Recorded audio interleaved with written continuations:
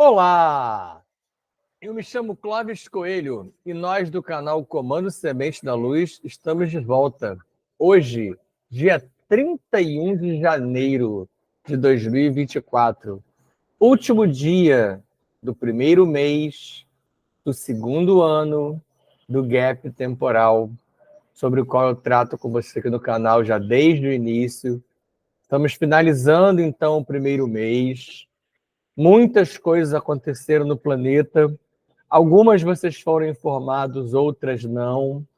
Mas aqui a gente continua a nossa tentativa de fazê-los compreender o que vem acontecendo, o que já aconteceu e o que nos aguarda, a depender, é claro, de como nós viermos a nos comportar perante tudo que ainda está por vir. A aula de hoje trata da continuidade da evolução do nosso planeta.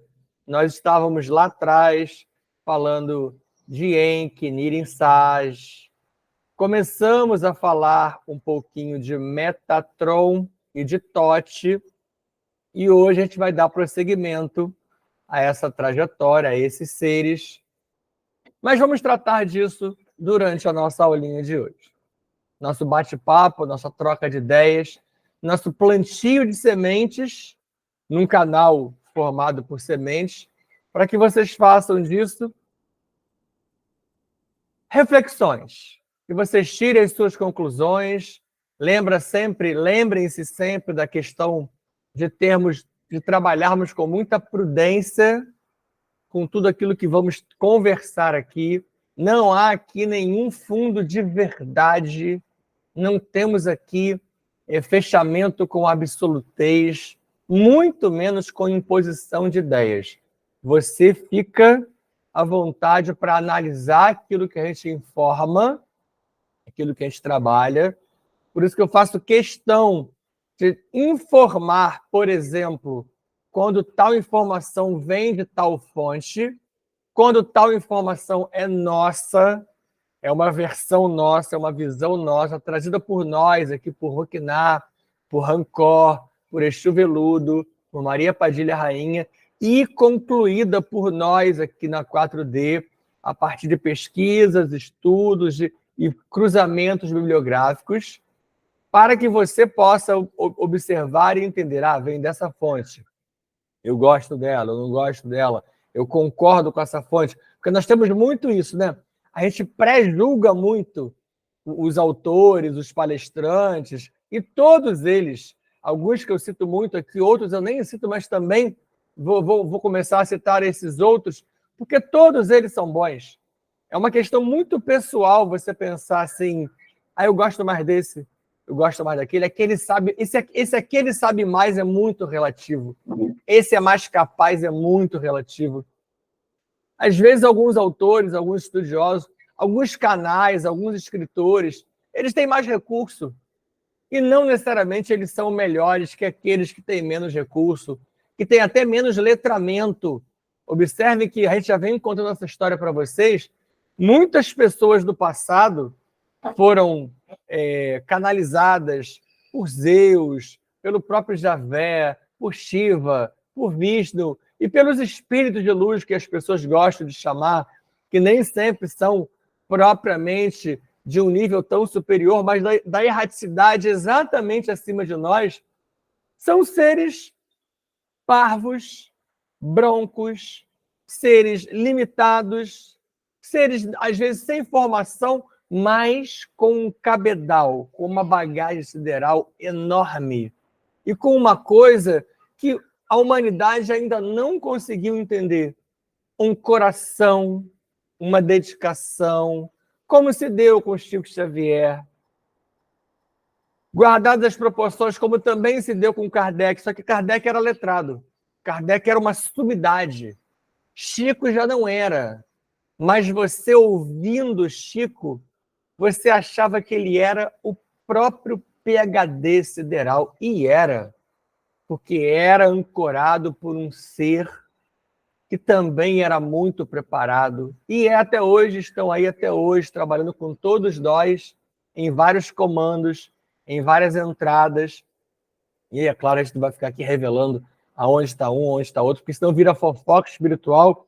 E aí o nosso canal perde um pouco o objetivo dele.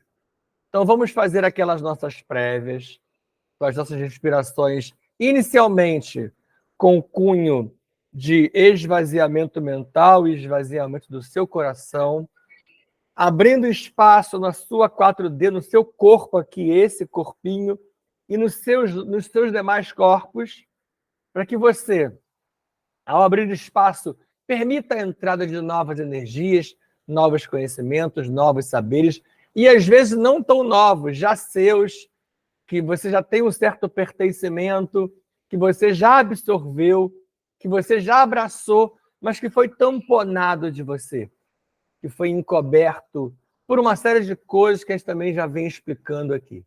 Então, fechando os olhos, foca na sua pineal, na sua chamatrina.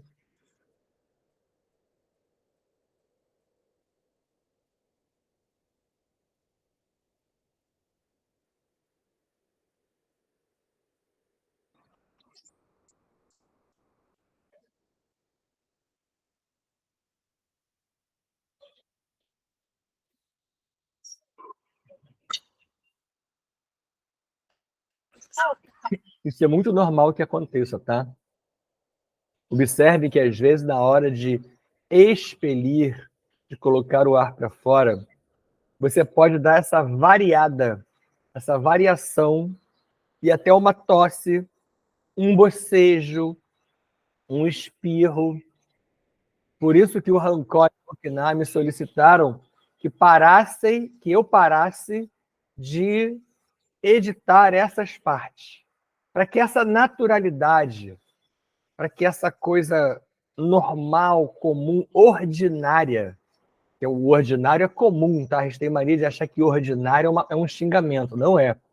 Acontece com todos nós e acontece comigo. Não há aqui seres encarnados muito acima de nada nem de ninguém. Então é normal que isso aconteça com você.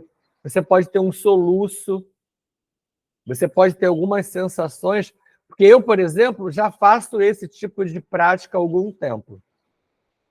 Mas você que pode estar iniciando, no que você inicia essa prática de esvaziamento mental, de aprisionar o ar, o oxigênio por mais segundos do que na média nós faríamos se não estivéssemos sendo conduzidos, você começa a movimentar novas energias dentro de você. Você começa a dar ao seu organismo coisas que até então ele não estava acostumado. E talvez você pudesse ter até em outra existência ou praticar em outros níveis dimensionais ou outras realidades existenciais. Mas aqui não vinha fazendo. E essa tendência, às vezes você sentir um calafrio, você às vezes começar até a suar frio, porque são novas energias trabalhando em você. E na sequência ainda, dentro dessas sensações, você vai continuar a respirar. Você já esvaziou inicialmente sua mente, mas ainda respirando, colocando para dentro o mesmo oxigênio, retendo pelo máximo possível. E enquanto eu falo, você pode ficar fazendo vários ciclos de inspiração e expiração, mas foque em, ao colocar o oxigênio para dentro agora, você colocá-lo rico em planos, projetos, ideias, coisas que você colocará na sua mente, painéis, monte painéis para curto, médio e longo prazo. Já falei para vocês, já expliquei sobre o fato de não termos mais o longuíssimo prazo. Alguns de nós têm curto, alguns de nós até têm médio, alguns de nós ainda têm longo. O longuíssimo nenhum de nós mais tem. Então, façam os planos para agora. E, mais uma vez, aqui não tem nenhuma previsão, não tem nenhuma abordagem catastrófica, não é nada disso, não é o foco do nosso canal. Mas também, como já repeti algumas vezes, o saber aqui trabalhado, ele é para muito acima de nós, muito além de nós. Você certamente não estará mais aqui quando isso começar a dar frutos incríveis. com seus filhos, netos, bisnetos e os que vierem posteriores a esses. Nos próximos 18 mil anos, um novo gap temporal enorme que se abrirá a partir daqui, e aí sim, com a especiação da espécie humana, que eu já venho tratando no canal, outras etapas, outros painéis vão se apresentar a todos aqueles que aqui estiverem. Por isso, nós não temos mais o longuíssimo prazo. Inspire. Faça a sua célula respirar profundamente, metabolizando, reconfigurando você lá por dentro. Retenha com esse projeto que eu acabei de falar para você. Faça o seu. Crie a sua meta. Cada um é capaz de imaginar o que precisa adequar, o que precisa mudar, o que precisa sair de você, o que precisa ser abandonado, o que precisa ser refeito. São vários verbos que você consegue lembrar agora. É a hora também de muitas mensagens, muitas canalizações. As minhas chegam a mim aqui, mas como eu estou falando com vocês, eu fico truncado, e não é o foco aqui que chegue para mim, para o cunho pessoal, mas para vocês é. Vocês conseguem me ouvir e conseguem receber dos seus mentores, dos seus mestres. Ah, professor, mas eu não sei nem o nome do meu mentor. Na hora correta, ele se apresenta. E se não for o caso, nem sempre acontece ou você não consegue identificar. Eu tenho 54 anos de existência terrena nessa atual. Eu trabalho com isso há muitas décadas. Nos últimos 5 anos, foi que eu descobri o nome desses seres que eu falo para vocês. Então demora. Não é aquela coisa assim, o cara vem e se apresenta. Oi, eu sou João. Oi, eu sou Maria. Em geral também não são esses nomes, mas podem ser esses nomes também, tá? Não se aprisione a nada.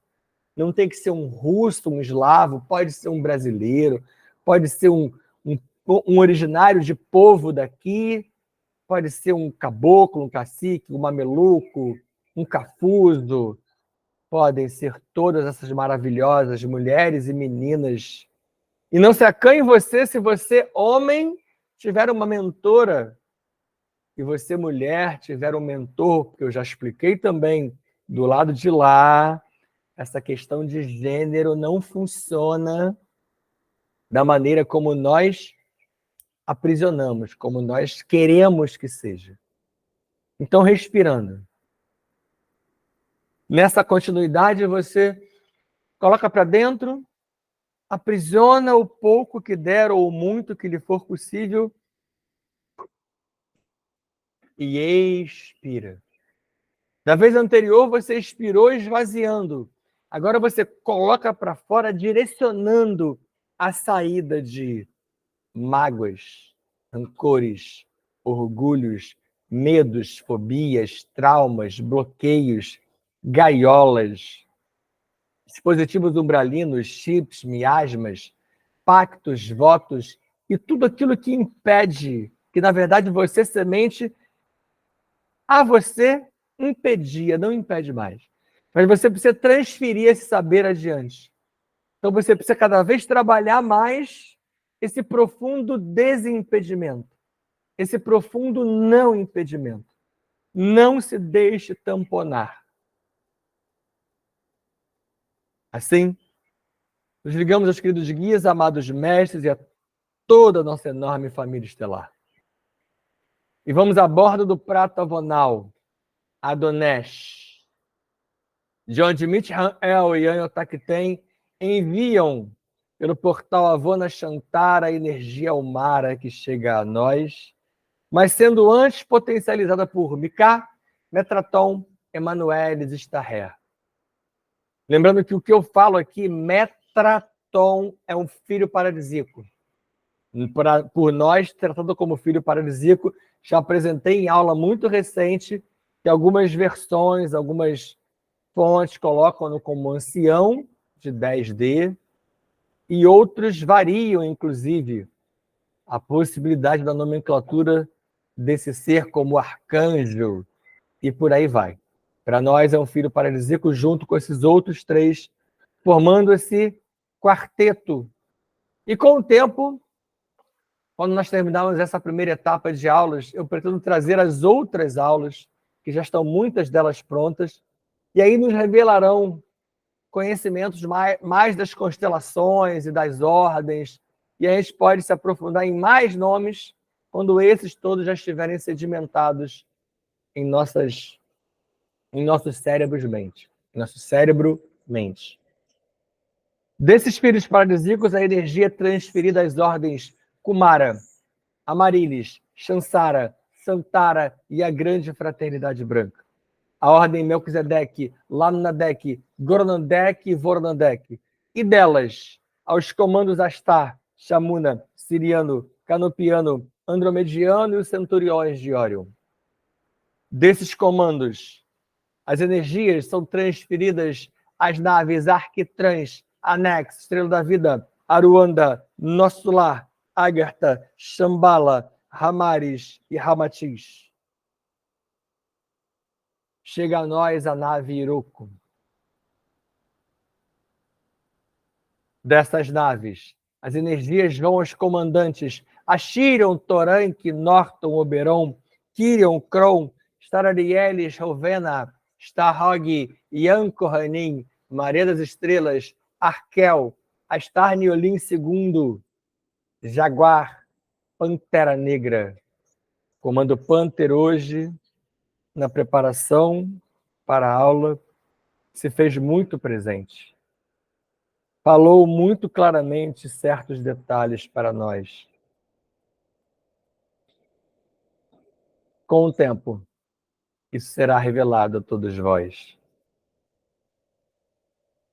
Desses comandantes, essa energia humana é transferida a uma roda xamânica que se abre à nossa volta. É uma roda enorme, formada por tronos de pretos velhos e caboclos de Aruanda. Druidas, celtas, gnósticos, xamãs, pajés, muitos seres. Daqui do Brasil, da África, da antiga Europa, alguns da América do Norte, alguns da Ásia. Esses são os que são possíveis de serem identificados aqui agora.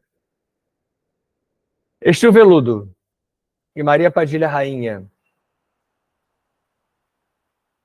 estabelecem os tronos de Exu e Pombagira, formando um enorme mercado de proteção coletiva a todos esses seres, e em cada um de vossos lares, trabalhos, onde vocês estiverem agora, seja lá onde for, ao ar livre, dentro de casa, seja outdoor ou indoor, passeando, viajando, você pode estar num avião, você pode estar no mar, você pode estar velejando, você pode estar nadando. Vamos atingir a todos vocês, sementes já coligadas e as sementes ainda em processo de contato futuro, com o nosso enorme mercado coletivo que protege a todos nós. E cada um de vós monta aquele seu mercado, o seu gongá local, que pode estar aí, como está ali o meu, à minha frente, fisicamente montado com o símbolo do Comando Panther, com o meu dragão azul, com a minha imagem, com meus cristais. Vocês estarão aí, com seus incensos, velas, luzes, cristais lindos, maravilhosos, múltiplos, essências, ervas. Aqui se estabelece agora uma enorme troca energética, uma poderosa simbiose, um entrelaçamento quanto profundo entre todos nós. Ligados às nossas tronqueiras, estamos protegidos. Estamos em processo de cura profunda. Pense rapidamente por alguns segundos em um foco, em um ponto de energização seu, que você precise de adequação. É uma cura quântica estelar muito rápida.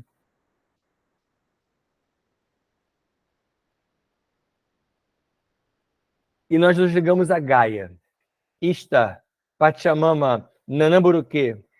Nos ligamos a Pandora, Pirra, Eva, Noreia. Nos ligamos aos 14 samurais sagrados, mas com destaque para Palanises. Nos ligamos a Iemanjá. Nos ligamos a todas as orixás, a todos os seres, sobretudo as meninas, moças e mulheres ligadas ao sagrado feminino, que fazem com que a energia telúrica ascenda do centro do nosso planeta, do Sol central, com os 7 dragões Elohim Kumara e o cristal orgânico Astrastone, que chega aos nossos pés e entra por tornozelos, joelhos e quadris, parando no chakra raiz, ascendendo com o Kundalini até a sua chama trina. Cura profunda. Você liga o seu motor Taurus. Esclarecimento total. A energia chega até a sua pineal. Terceiro olho, terceira visão, mente aberta, ascendendo até o chakra da coroa, que se abre na malha toroidal à sua volta. Kansham Fam. Kansham Fam. Kansham Fam. Jai Jai Shivam, Shivam Kara. Jai Jai Shivam, Shivam Kara. Hareon, Hareon, Hareon Kara. Hare Hare, Hare Hare, Om Kara. Assim é, assim está feito. Hidratem-se, se possível. Aula de número 66, já dei alguns spoilers dela antes da gente realmente começar. Hoje a gente vai falar de Thoth e as tábuas de esmeralda. Não é a primeira vez que eu falo de tábuas de esmeralda, nem mesmo de Thoth, mas é um prosseguimento de algo que nós iniciamos lá atrás e, como eu já antecipei a vocês, será tratado durante algum tempo. Thoth entrou, então, em sintonia com o seu nível acima. Então tá aqui, ó, esse número 1 eu vou tratar logo de cara. Só tem esse númerozinho aqui, é o OBS1 lá embaixo, ó. Era o início do projeto Metatron. Ok? Lembra que eu falei isso com vocês, ó? Eu antecipei hoje, ó. Metatron,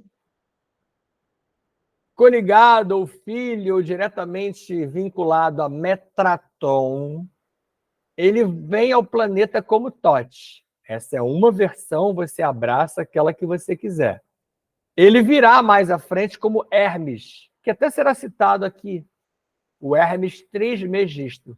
E mais à frente como Enoque, que também será citado aqui, e aí eu vou trazer para vocês o Enoque com uma visão bem diferente, e ele vai voltar futuramente, mas já hoje começa um Enoque bem fora da curva, e aí você vai entender a profundidade, a importância das chaves de Enoque, dos livros de Enoque, das informações, dos manuscritos deixados por esse ser. São retornos a 4D de um mesmo ser, essa é uma opção, uma possibilidade, ou fractais da mesma alma e do mesmo espírito. São os níveis acima com os quais nós trabalhamos aqui já desde o início. Por isso que eu massacrei tanto com vocês, por isso que eu massifiquei tanto a ideia de fractal de alma, é você, acima de você alma, depois espírito, depois eu sou, depois mônada, depois supramônada. Para você gravar isso, e se não gravou, volta lá nas aulas que estão todas lá, com as mesmas informações, para que você possa entender. Aí eu volto a repetir aqui, ó. Thoth entra em sintonia com esse seu nível mais acima. A alma, imediatamente, ou o espírito. Por que coloco agora sempre os dois? Porque tem várias vertentes que trabalham essa lógica ao contrário. Eu já vi algumas fontes que, para eles, primeiro é o nível espírito, depois é o nível alma. Alguns acham que o que está aqui não é um fractal de alma, é a própria alma. Gente, isso é só uma nomenclatura.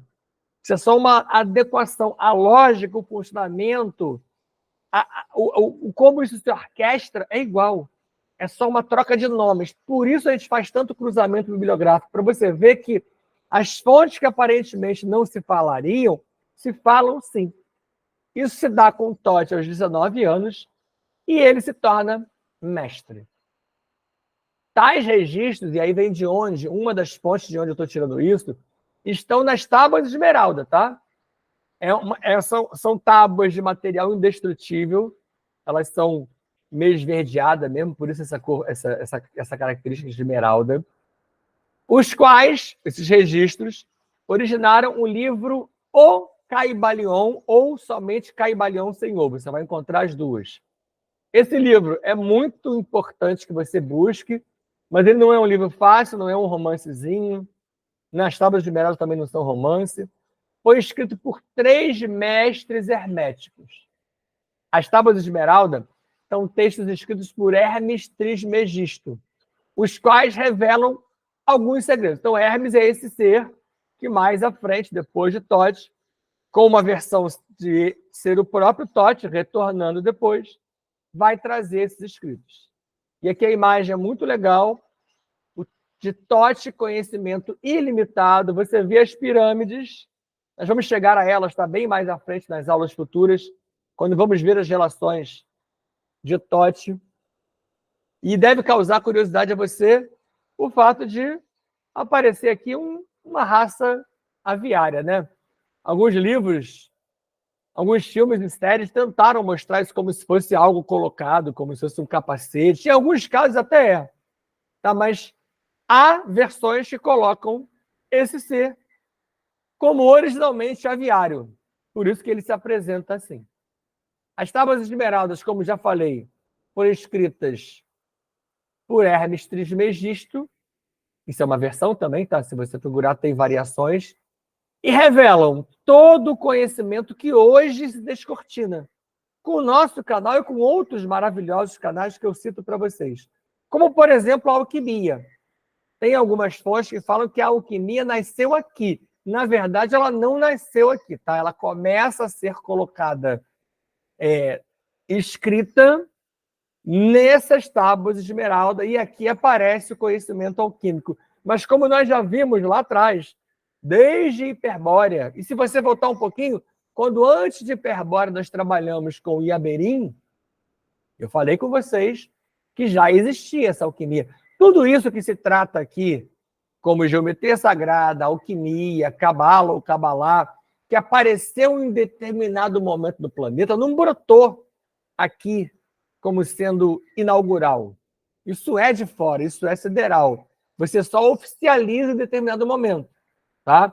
Como há também versões que eu já apresentei e vou voltar a elas, de quando surgiu, por exemplo, o xamanismo.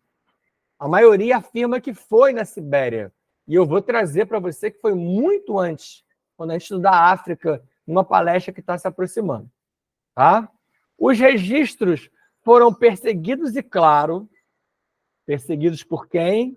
Pelos nossos queridíssimos irmãozinhos dominadores globais, e sobreviveram entre muitos mestres ao longo do tempo. Mestres egípcios, mestres essênios, druidas e celtas. Inclusive estiveram entre os templários. Templários esses que também foram perseguidos e muitos deles mortos por ordem da Santa Fé. Importante ressaltar uma coisa para vocês. Entre os templários havia as templárias, tá? Ninguém fala sobre isso para tamponar mais uma vez o sagrado feminino. Você não vai ouvir isso em lugar nenhum. Isso é uma exclusividade nossa. Rocknack há pouco tempo me revelou que não há escrito sobre isso, não há nada deixado sobre isso. Tamanha importância de algumas templárias. Elas estavam entre os templários. Então havia templárias também protegendo esses informes, não só as Tábuas de Esmeralda, mas como quase tudo que veio antes e depois, como o que foi escrito por Maria Madalena e o grupo dos 108, também foram protegidos por esses grupos, esses seres. Perseguidos e mortos por ordem da Santa Sé, isso bem mais à frente, a gente vai chegar lá, né? Já era parte dos DGs em ação. DGs são os dominadores globais. Já falei para vocês que a fonte que mais trata com essa nomenclatura, com essa abreviação, é o professor Luiz Antônio Peixoto Vale, da série Checkmate Global. Os seguidores de Totti foram acusados de satanismo e paganismo, claro, a deturpação, mais uma vez, da ideia de Satã, e esses ismos, que nós já trabalhamos em aulas e palestras, que é aquela mania do homem, do ser humano, de precisar de ismos. E foram acusados por quê? Por várias coisas, a gente vai trabalhar uma ou outra, que é a mais importante.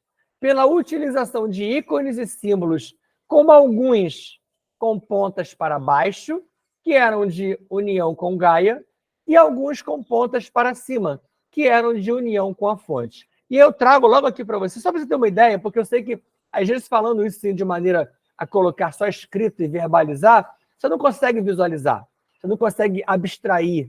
Então, eu tirei, isso aqui está na internet, tudo que eu te trago aqui está na internet, você consegue buscar. Só quando são aqueles organogramas ou aqueles diagramas que são montados por mim, ou pela Roquenai e pelo Rancor. Isso é um símbolo com ponta para baixo. Aqui, símbolo com ponta para baixo. É uma menina, é uma moça, é o sagrado feminino. Isso aqui, ó, é a ascensão do Kundalini, parando aonde, ó? Focando no chakra raiz e, claro, tem a continuidade toda até que você faz. Isso aqui dá uma aula só sobre essa imagem, como vários desses símbolos vocês podem fazer, vocês podem buscar. Gaia, que nós já sabemos, deusa da Terra, a consciência do planeta, aqui simbolizada por um ser ligado aqui, ó, ao reino vegetal, a 2D, e várias luzes saindo da mente de Gaia. Aí você consegue viajar com várias possibilidades. Os saberes sobre os quais eu vinha tratando foram protegidos por ordens, e aqui vão surgir alguns nomes novos para vocês. A feminina de Órion é a Ordem Amaryllis, é um outro nome dela. A Ordem Metatrônica do Metatron. A Ordem Melquisedeque, que a gente vem tratando há algum tempo, que foi muito estigmatizada no planeta pela má fé de representantes aqui na Terra, como Caligacha e Satã, que cometeram alguns errinhos, a gente viu, né? Além das numerosas hostes de Órion, que são Melqui e que foram e são ainda coligados a esses seres. E aí é uma pequena possibilidade de tradução, tá? Não é todo mundo que fecha com essa ideia, não, tá? Melqui está ligado à ideia de milk, que é leite, que é o motivo da láctea, da nossa Via Láctea, tá?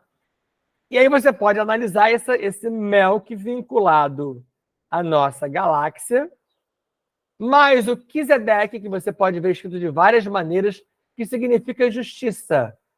Assim, Melquisedeque simbolizaria ou significaria justiça da galáxia ou justiça na galáxia, através da qual, dessa justiça, vieram muitos mestres ascensos para elevar o planeta, que está aqui dessa cor, porque ele já estava muito densificado nessa época, tá? Em tempos de densificação, por isso a associação da cor. Em que, nessa época, deixa o planeta, e aqui também tem várias versões, tá? Se ele estava em 4D, se o Enki era 4D ou não, mas ele deixa o planeta, por isso que eu coloquei, não coloquei morre, eu coloquei deixa o planeta, porque para aqueles que admitem que ele estava em 4D, ele morreu. Para aqueles que admitem que ele estava em outras dimensões, ele se retira do planeta e vai fazer o quê? Ele retorna ao núcleo Kumara, que ele é Kumara, lembra? Ao qual ele pertence para preparar as próximas etapas, e algumas a gente vai apresentar aqui para você hoje ainda. As escolas de Melquisedeque. Está aqui só um símbolo de uma possível imagem do que seria o Melquisedeque. Eu deixei aqui para você ver como é que o nome fica escrito diferente, ó. Qual está certo? Os dois. Não tem esse problema. Tá? É só uma imagem do que seria um ser Melqui, cheio de símbolo. Aqui você pode achar que é asa, mas pode ser roupa, pode ser energia, pode ser muita coisa. Escolas de Melquisedeque auxiliaram sociedades com conhecimentos, disciplinas e artes, além de curas por via sideral ou com plantas e cristais. Para equilibrar o nível telúrico abalado desde as explosões nucleares, que eu comecei com vocês desde Sodoma e Gomorra e vim trazendo ao longo dos conflitos, foi autorizado por Alcione, a federação. Sempre que eu falar foi Alcione, por Alcione, autorizado por Alcione, eu estou falando da federação, tá, gente? Estou falando do centro tomador de decisões. A construção das pirâmides intraterrenas, as pirâmides intraoceânicas e as de superfície. Porque você acha que tem somente a de superfície, porque é que você vê lá entre os maias, incas e astecas, as famosas egípcias, e a gente que acha que para nisso, né? Eu vou trazer hoje aqui só a citação de uma outra, perdão, de um país além desses, mas tem várias outras, inclusive as intraterrenas e as intraoceânicas, que algumas até já foram descobertas, mas é óbvio, não vai ser revelado para a massa de manobra. Isso foi feito com a utilização de tecnologia sideral que foi trazida ao planeta para esse fim, para construir essas pirâmides. E aqui vou fazer só uma prévia que não está escrito aqui. Essas pirâmides, elas já eram uma necessidade, porque os seres que tentavam ajudar o planeta, que não eram das dimensões paradisíacas, eram da erraticidade, eles já anteviam, olhando as linhas temporais, como eu ensinei vocês lá atrás que é possível fazer, eles já percebiam o que vinha por aí. Apesar de você perceber que aqui eu vou encaminhar para algumas coisas boas, para alguns acontecimentos legais, eles já viam que essa densificação ela ia se intensificar e que nós tínhamos uma linha temporal que nos levaria ao tal do dilúvio, que está chegando no nosso estudo. E para acontecer, como ia acontecer o que estava para acontecer, eles precisavam equilibrar antes e ter coisa aqui para que após o dilúvio a Terra voltasse a se recuperar. Porque desde muito tempo, o objetivo não era que a Terra terminasse. Apesar desses vários apocalipses, desses vários fins de mundo, dessas várias tentativas de terminar o planeta, o plano não era esse e continua não sendo. A ideia é que o planeta sobrevive, parte pequena, vocês, da humanidade, sobrevivam junto desse planeta futuro. Tá? Tais pirâmides eram capazes de regenerar o ecossistema. Então, você veja que não era nem para aquele momento. Era para começar ali, mas era projeto para frente. Criando uma bolha de proteção. Aonde ela era estabelecida, ela criava uma bolha de proteção. A partir da combinação do prana, aquela energia tão famosa, e fileiras de quartzo geradores e armazenadores de energia. Então, eles eram como se fossem dínamos, baterias, geravam energia e, ao mesmo tempo, armazenavam. E mais engraçado, ó, elas também armazenavam dados. Eram enormes IAs por trás desse processo, armazenando dados. Há pirâmides na Bósnia, que datam de 32.000 a.C. Era esse o local que eu queria trazer para vocês. Mais à frente, eu vou voltar, vai ter algumas aulas na sequência que vão trazer, pelo que eu me lembro aqui, é muito mais à frente, mas é depois do dilúvio, que vai tratar desses resquícios que tem um pouco a ver nada, tem muito a ver com os 7 sábios construtores que eu contei para você lá no início. Há milhares de outras, além dessas da Bósnia, ocultas e não investigadas. E aí, você sabe bem, por razões óbvias, né? O retorno de Enki. Para você não confundir, eu estava falando de Metatron, que retorna ao planeta como Thoth. Eu projetei que mais à frente ele vem como Hermes e que depois ele vem como Enoch. Ok? Agora eu vou falar de Enki. Que agora eu vou começar a falar de Enki e Poseidon para você não misturar quem é quem. Tá? Quem é quem, o quem foi quem. Como eu falei, Enki havia se retirado e ele vai retornar. O Conselho de Sábios do governo Atlântico, que havia um Conselho de Sábios, encabeçado por um rei sacerdote, supervisionava, tá aqui, ó, os sábios atlânticos. E observa direitinho, depois com calma, como são diversas raças, com diversas conformações. Isso aqui é um holograma, olha. É da época, tá? A época já trabalhava isso dessa maneira. Você olha isso hoje, parece que é uma novidade, a última geração, lê do engano. supervisionava esse conselho? O sistema educacional, olha que coisa importante, né? Como a gente não valoriza isso até hoje, que despertava habilidades físicas e multidimensionais via mestres lemurianos. Você vê, então, que já havia há algum tempo esse intercâmbio entre os mestres lemurianos e Atlântida, mesmo tendo eles se confrontado o tempo todo, para você ver como é que do outro lado não tem esse mimimi, essa picuinha, essas querelas, essas questiúnculas. Eles têm outras ideias em mente. O intercâmbio, eles também supervisionavam o intercâmbio que ocorria entre as dimensões, isso era muito importante, intercâmbio de tudo quanto é tipo, a gente viu isso bem no início, intercâmbio de seres, de energias, de genes, de materiais, de produtos, de muita coisa. E também supervisionava os Maldequianos e muitos outros seres de outros orbes da 4D. Deixa eu ressaltar uma coisa, eu foco muito nos Maldequianos por dois motivos. Eles vieram em maior quantidade e são os que mais ainda estão no planeta hoje.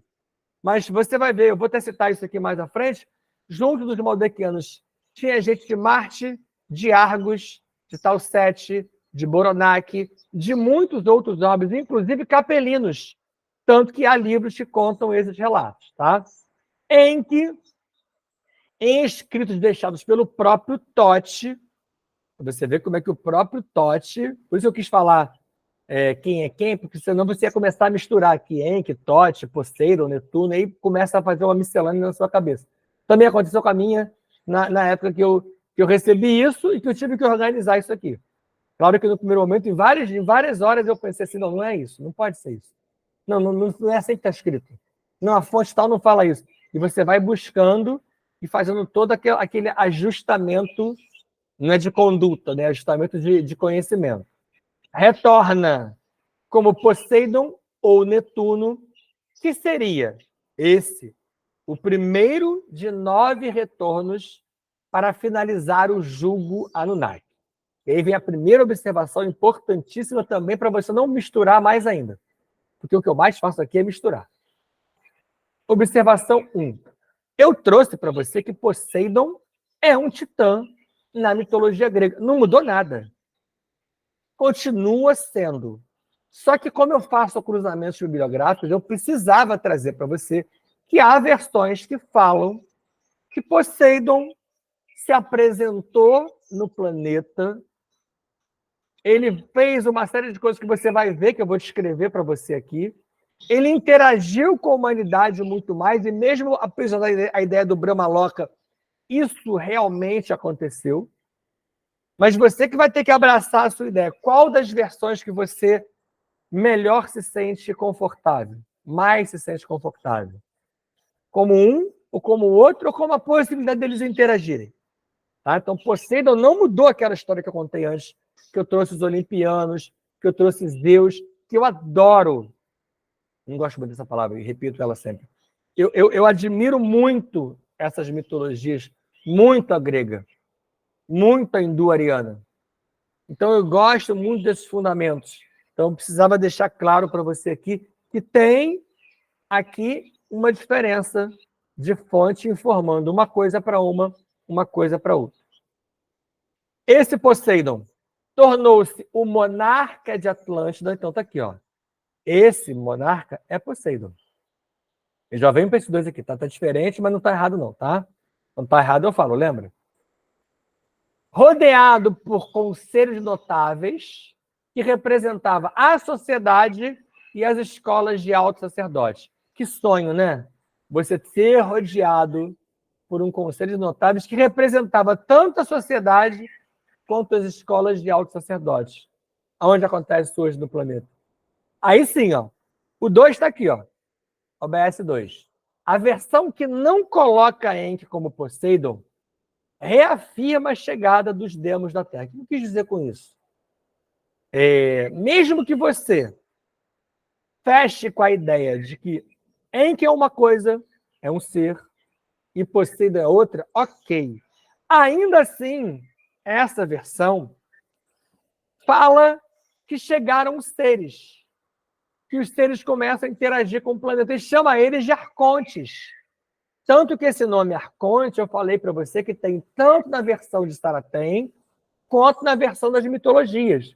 E aí você vê a possibilidade de estarmos falando da mesma coisa de maneiras distintas. E uma possível explicação para essas diferentes versões: as traduções.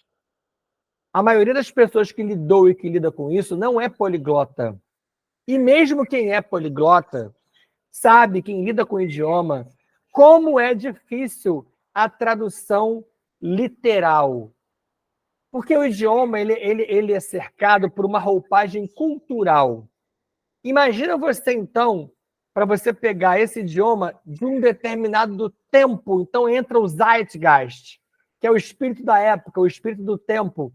Como que eram interpretadas certas coisas lá atrás, e você vai traduzindo para cá, e ao longo das traduções, por exemplo, a Bíblia, que a gente fala tanto aqui, ela vem de uma versão em sânscrito, em grego arcaico, em aramaico, e aí você tem a Bíblia hebraica, que é a versão que nós vamos, inclusive, trabalhar aqui com vocês, que seria o que a gente chama de versão original, a Septuaginta. Dela para as Bíblias de hoje, se vocês acompanharem a evolução da tradução, você entende por que várias coisas se perderam.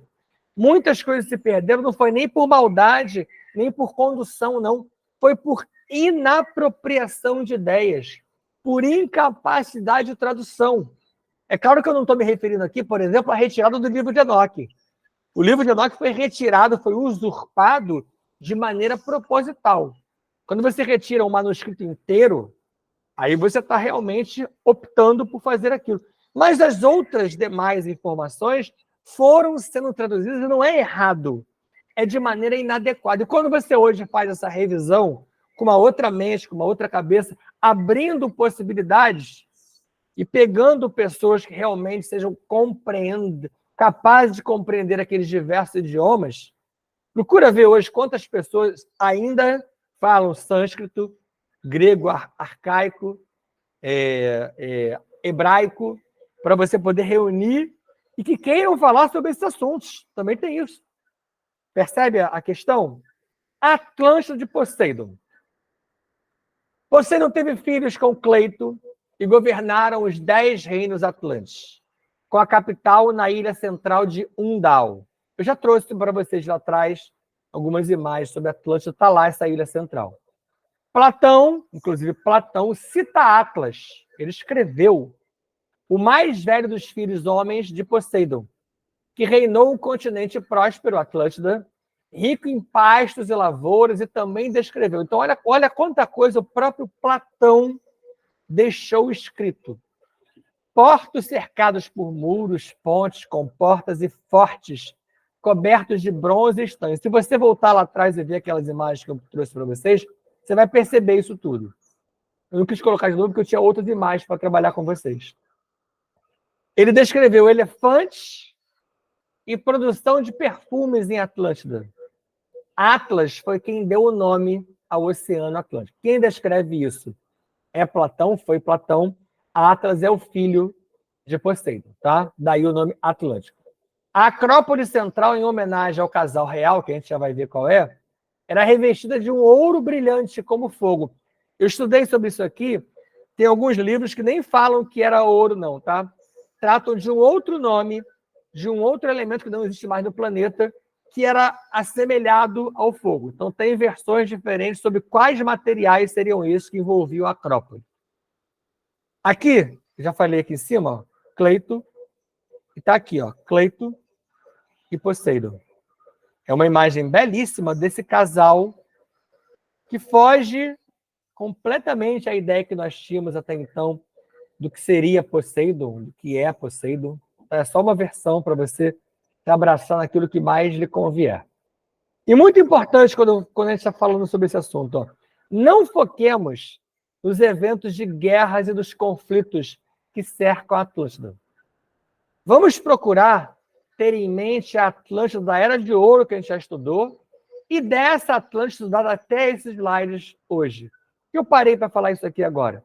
Porque a partir de agora e nas próximas aulas, infelizmente, a gente vai ver a chegada da tal da escuridão do tempo galáctico, que a saga Anunnaki, inclusive, chama de escuridão do ano galáctico. É um momento complicado do planeta. E, às vezes, a gente, quando estuda esses assuntos, fica remoendo justamente esse lado ruim, esse lado complicado.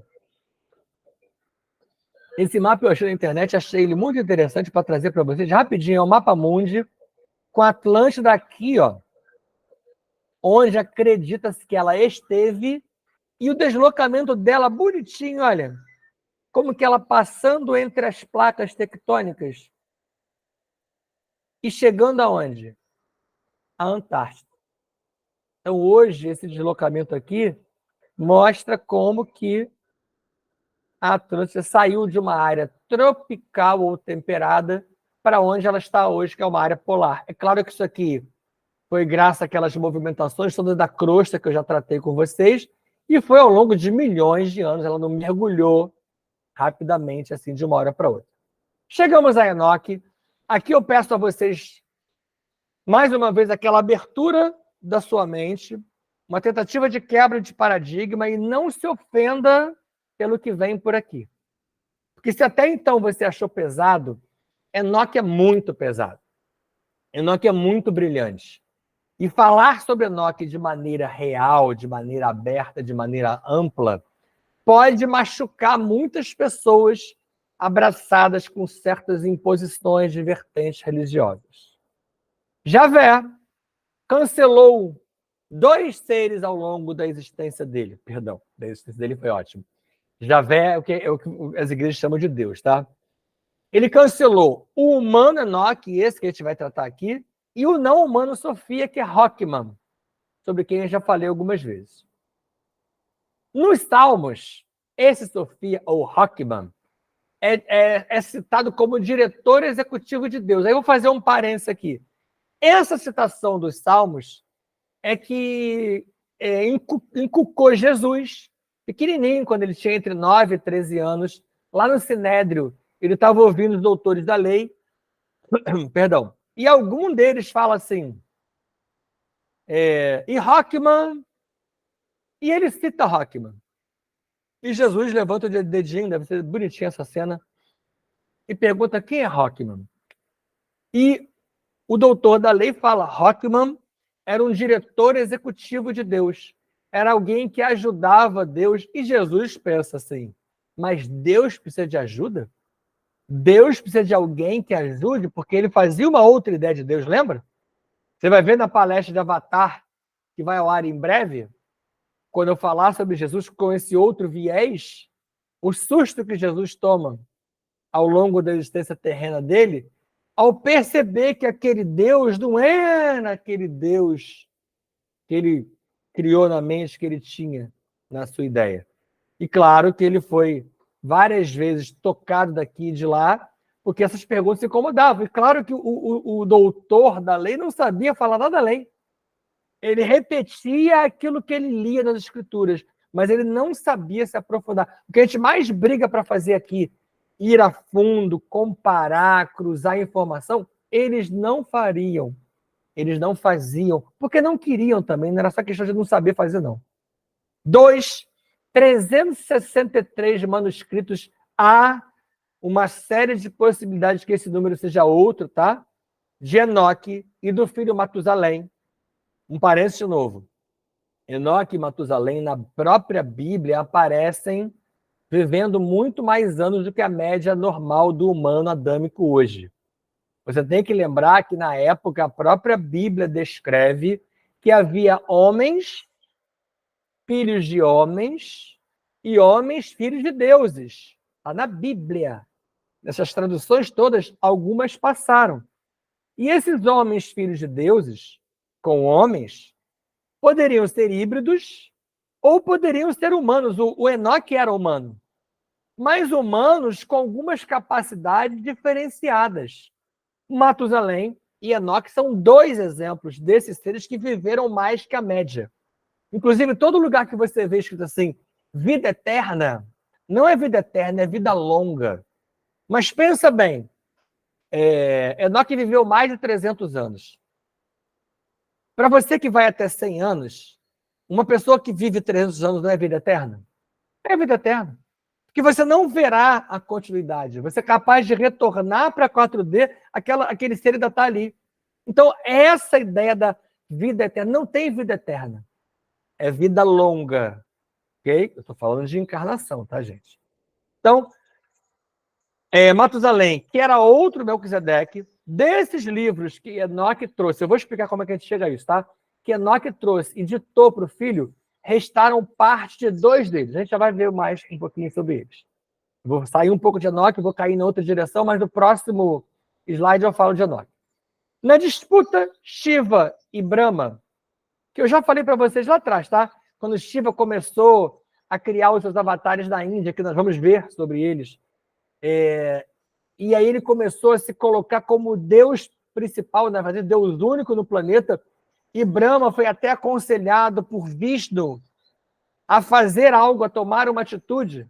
Lembra? Shiva era capaz de criar avatares. Brahma era incapaz de criar avatares. E aí ele aposta em quem? Ele aposta em Adão.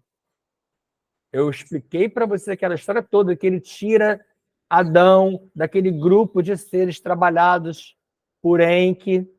Então, Adão já tinha uma genética diferente. E aí, quem é que atrapalha a história? A atuação de Eva. Eva era completamente diferente.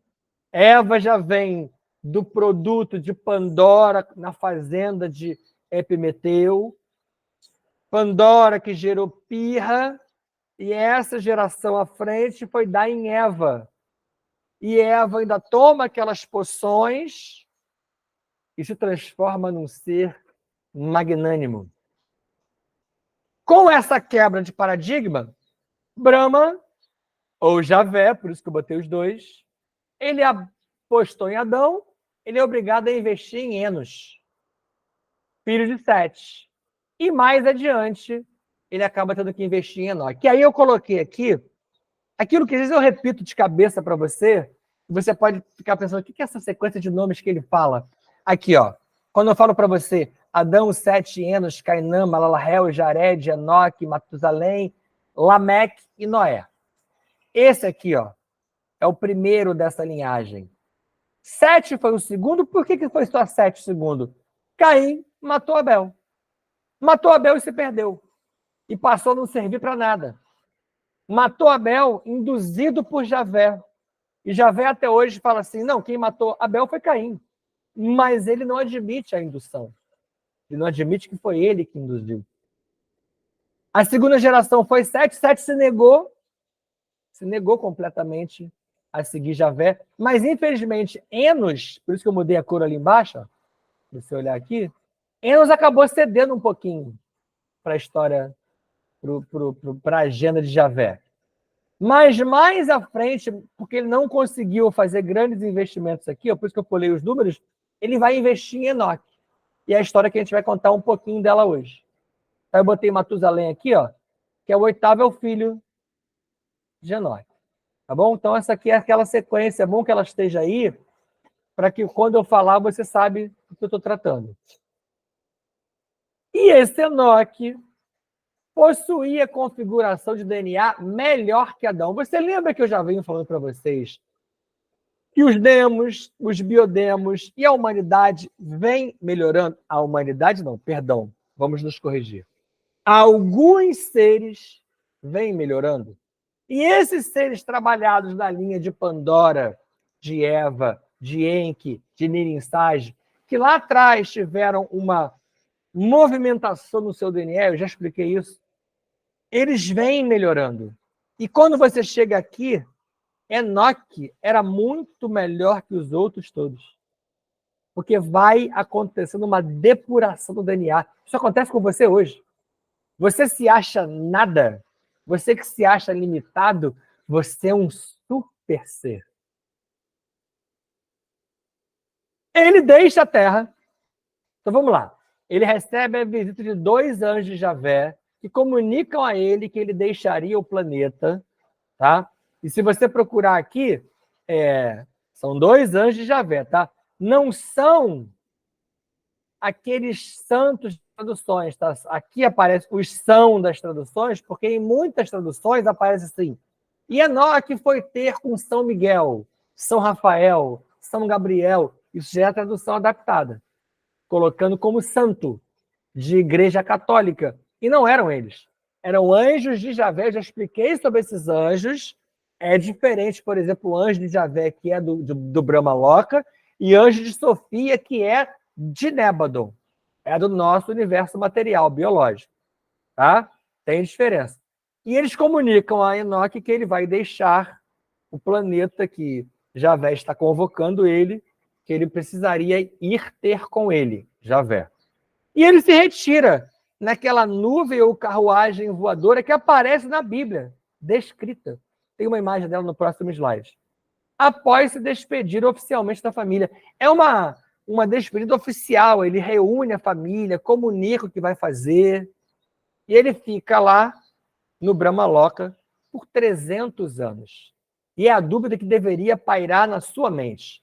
Eu falei que Nébadon é um universo material e que o Brahma Loka é um universo imaterial, antimatéria, um universo paralelo. Como que um ser daqui foi morar lá, envolto numa cápsula corporal de proteção antimatéria? Paro novamente para dizer a vocês que é assim que muitos seres vão daqui para lá. Percebe isso? Deixei aqui uma lacuna no ar para você pensar. Aqui a nuvem. Na Bíblia é descrito uma coisa bem assim, ó. Essa é a nuvem nave, né? Uma nave que veio e que levou numa cápsula. Claro que aqui não vai aparecer a cápsula, até porque a cápsula era invisível, senão ele não conseguiria viver tanto tempo lá. Enoque lá no Brahma Loka recebe todos os informes de Javé. E aí, depois de 300 anos vivendo nos céus, tanto que essas descrições estão na Bíblia, tá? Ele vai ao primeiro céu, ao segundo céu, ao terceiro céu, até que no 7º céu ele se encontra com Javé. Ele retorna ao planeta e dita os manuscritos ao filho, Matusalém. E retira-se de novo, tem uma nova despedida, e nessa nova ele fala: não sei se eu vou voltar. E realmente não voltou. Ele volta com os anjos de Javé para o Brahma Loka, porque, segundo Javé, ele precisava dele para usá-lo a hora que ele precisasse. Esse é o Deus egoísta. Os manuscritos, são a agenda da cronologia de Javé. E nenhum profeta ou avatar jamais fez nada similar a isso. Tá, a gente vai ver Jesus, vai ver Sai Baba, vai ver Rama, vai ver Krishna, e nenhum deles fez nada similar. E eu vou ressaltar aqui com a repetição. Ó. Nesses manuscritos constam a vinda de Jesus e o retorno dele como Sofia. A vinda dele já veio, o retorno está para acontecer a qualquer momento. Neles constam painéis até hoje não compreendidos. Você para ler os livros de Enoque, você vê que tem coisa ali que ainda precisa ser interpretada e reinterpretada. Enoque faleceu no Brahma Loka e essa história eu não tenho fonte para contar para você ainda. A versão Septuaginta era essa que eu estava falando anteriormente, tá? Contém uma coletânea dos ensinamentos de Enoque. Então, a antiga Bíblia, a chamada Bíblia original, tem os ensinamentos de Enoque. São 2 dos 366 livros. Porque os outros se perderam.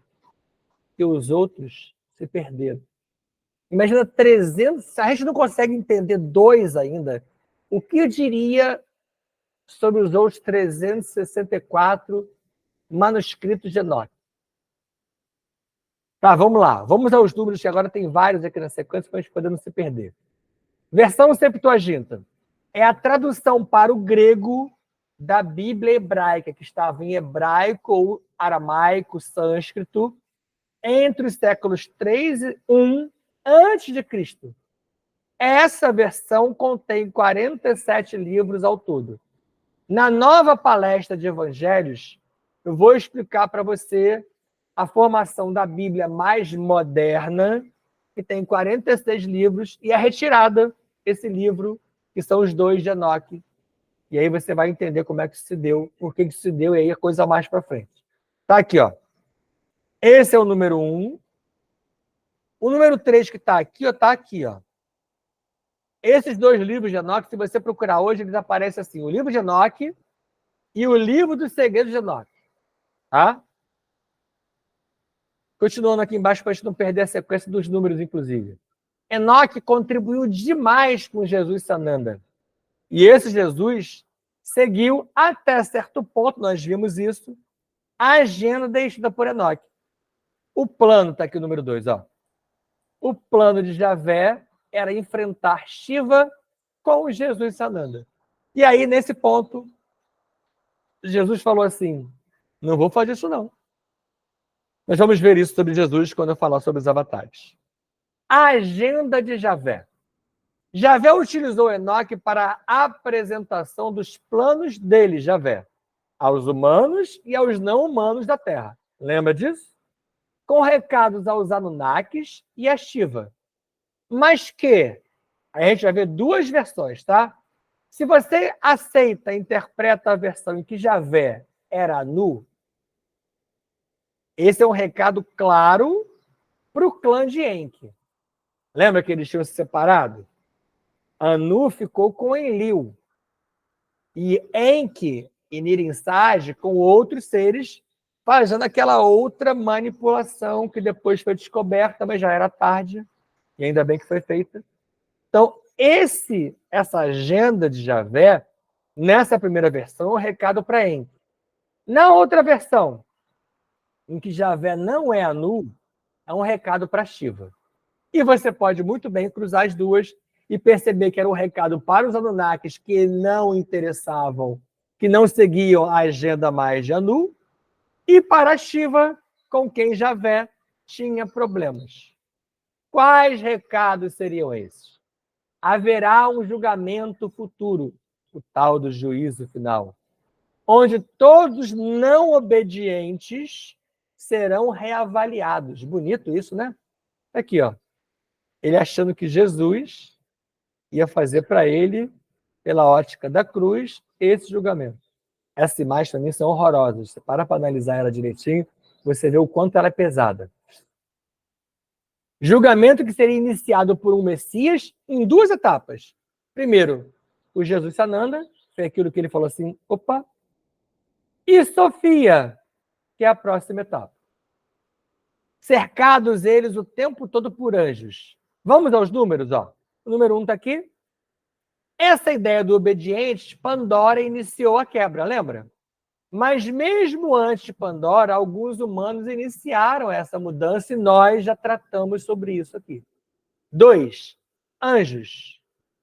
Anjos que passaram a questionar a atitude de Javé. Os próprios anjos de Javé, lembra da melhora? Eu falei da melhora demo, que os demos iam melhorando, os titãs, os anjos clones, os seres foram melhorando.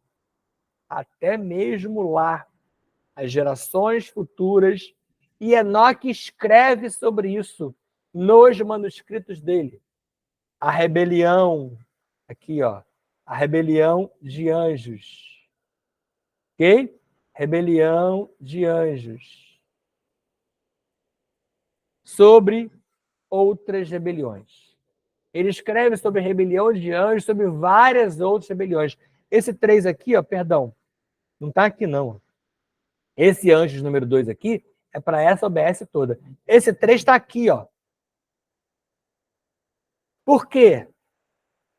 Na Bíblia e nos descritos de Enoque, muitos desses Anunnakis, sobretudo os do clã de Enki, são tidos como anjos. E eles são os que se rebelam contra Pai Anu, contra o Pai Javé, porque eles não compreendem. Vários anjos de Javé pensavam em vários momentos assim. Por que ele não toma uma atitude diferente?